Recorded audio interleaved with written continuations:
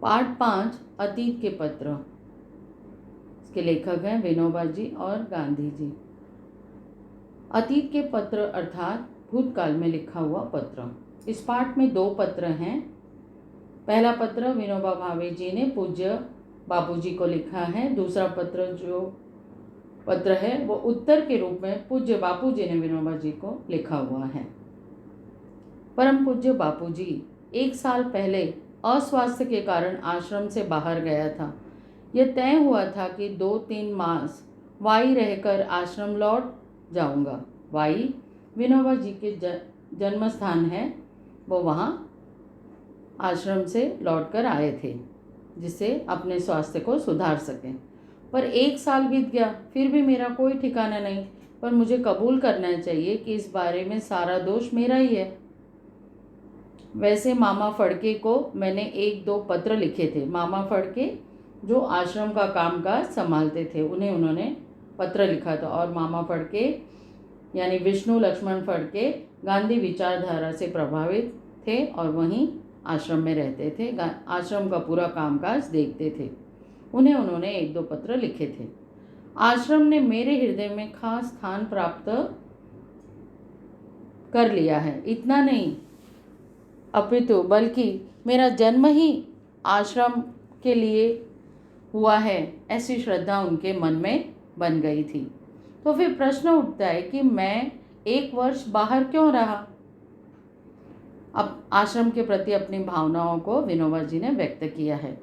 जब मैं 10 वर्ष का था तभी मैंने ब्रह्मचर्य व्रत का पालन करते हुए देश सेवा करने का व्रत लिया था।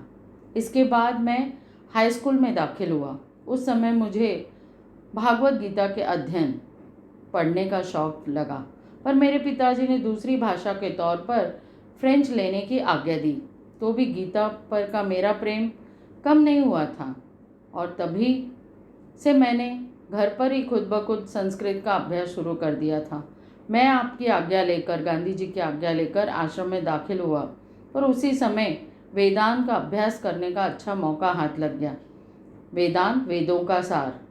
वाई में नारायण शास्त्री मराठे नामक एक आजन्म ब्रह्मचारी विद्वान विद्यार्थियों को वेदांत का, वेदों का सार सिखाते थे तथा दूसरे शास्त्र सिखाने का काम करते हैं। उनके पास उपनिषदों का अध्ययन करने का लालच भी मुझे हुआ। इस लोभ के कारण वाई में मैं ज़्यादा समय रह गया। इतने समय में मैंने क्या क्या किया यह लिखता हूँ। विनोबा जी इसका विवेचन करते हैं कि इतने समय जो मैं वाई में रह चुका तो मैंने क्या क्या किया, पूरा विस्तार पूर्वक बताते हैं।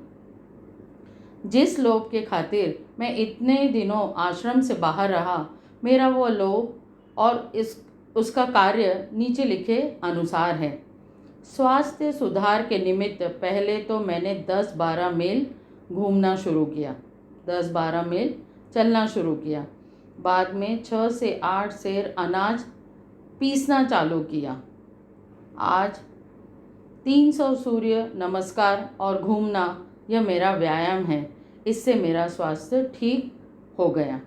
अपने स्वास्थ्य को ठीक करने के लिए उन्होंने क्या क्या किया कि 10-12 मील घूमते थे, 6 से 8 सेर अनाज पीसते थे, 300 सूर्य नमस्कार करते थे। ये उनका व्यायाम था। इससे उनका स्वास्थ्य ठीक हो गया। अब हम पेज नंबर 57 देखेंगे। आहार के विषय में, भोजन के विषय में पहले 6 महीने तक तो नमक खाया, बाद में उसे छोड़ दिया।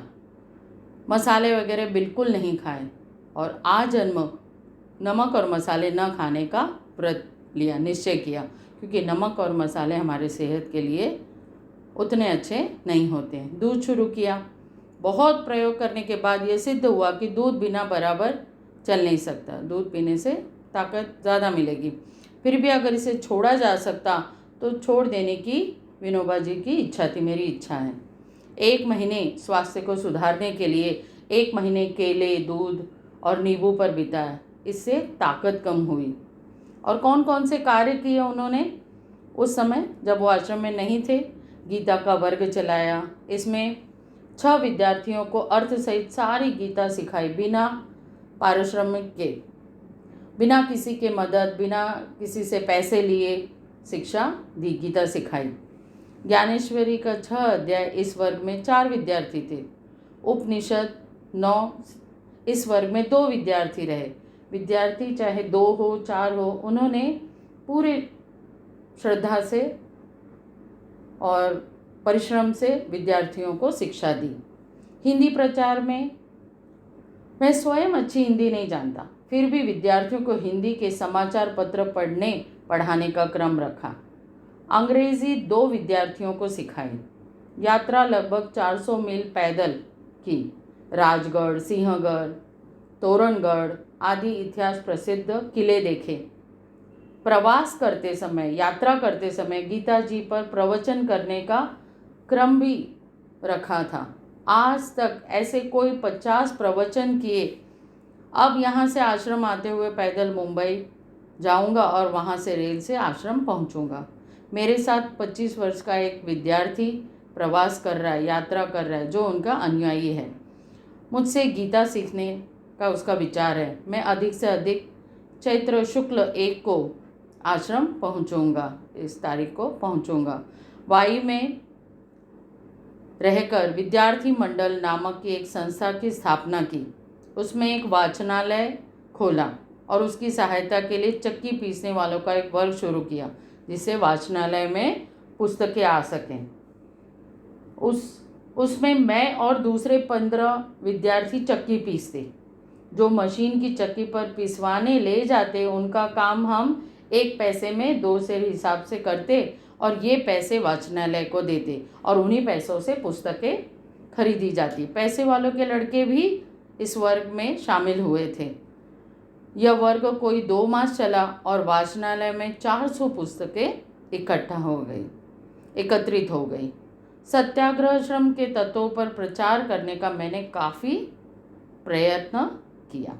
इसके आगे का हम अगले पीरियड में पढ़ेंगे। धन्यवाद।